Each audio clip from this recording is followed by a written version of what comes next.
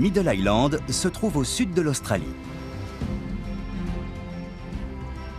L'île est inhabitée, mais en été, elle accueille une colonie de visiteurs très discrets. Pour éviter les prédateurs, ils se réfugient toutes les nuits dans les rochers avant de disparaître au matin. Voyons s'il y en a un.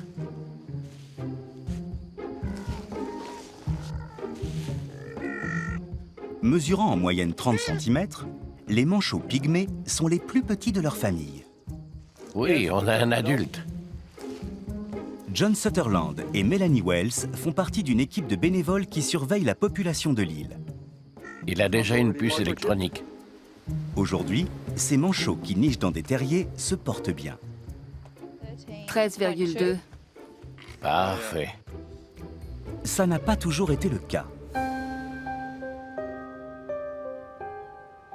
Au début des années 2000, des prédateurs sont arrivés sur l'île.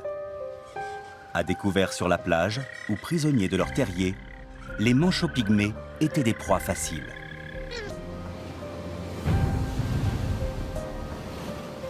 Ce n'était pas beau à voir. Toute l'île était jonchée de cadavres. Partout. Une centaine. Les manchots se méfiaient des menaces venues de la mer ou du ciel, mais pas de la terre ferme.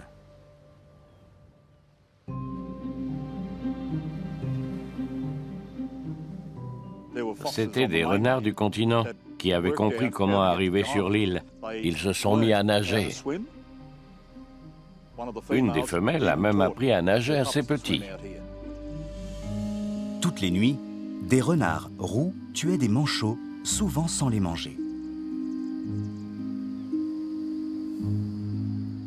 En 2005, il ne restait plus que 10 couples reproducteurs. La colonie avait pratiquement disparu. La situation semblait désespérée. Il fallait sauver les derniers manchots de l'île. Les autorités, les scientifiques et les protecteurs de l'environnement n'avaient pas la solution. Finalement, elle est venue d'un éleveur de volailles. Salut mes belles canailles. Dans son élevage, Swampy March tient les renards à distance grâce à des chiens de Marem et Abruzzes. Oui, vous êtes des terreurs. Cette race d'origine italienne est spécialisée dans la garde des troupeaux. Comme ces chiens sont territoriaux, ils protègent tous les animaux qui vivent chez eux, comme les poules d'un élevage.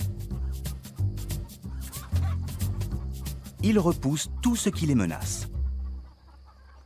Leurs sens sont très aiguisés. J'ai déjà monté la garde avec une lampe torche et je ne voyais pas le renard alors qu'ils l'avaient repéré, comme s'ils avaient une vision à infrarouge. Après l'hécatombe des manchots sur Middle Island, Swampy March a proposé ses chiens pour défendre la colonie. Au début, il s'est heurté au scepticisme des autorités. Je savais que mes chiens allaient réussir. Pour eux, les manchots, c'est comme des poules mieux habillées. C'est la routine. Depuis, des bergers de Marem et Abruzzes patrouillent sur l'île. Actuellement, il y a Eudie et Tula, deux sœurs de 8 ans. Elles passent toute leur nuit sur place. Le lendemain, Philroot, leur maître, vient les voir. Je passe tous les matins. Je leur apporte de l'eau douce et un repas. Elles peuvent manger et boire quand je suis là. Je les brosse aussi un peu et je les promène sur l'île pour que leur odeur soit partout et empêche les renards d'approcher. Dès leur plus jeune âge, Eudie et Tula ont côtoyé des manchots. Elles ont créé un lien unique avec eux et leur habitat. Elles protègent l'espace qui est le leur, le troupeau et leur maison. À la nuit tombée, les manchots pygmées accostent sur l'île avec le ventre plein de poissons pour leurs petits, sous la protection d'Eudie et Tula. Le succès du projet a étonné tout le monde. Plus aucun renard n'a été vu depuis l'arrivée des chiens.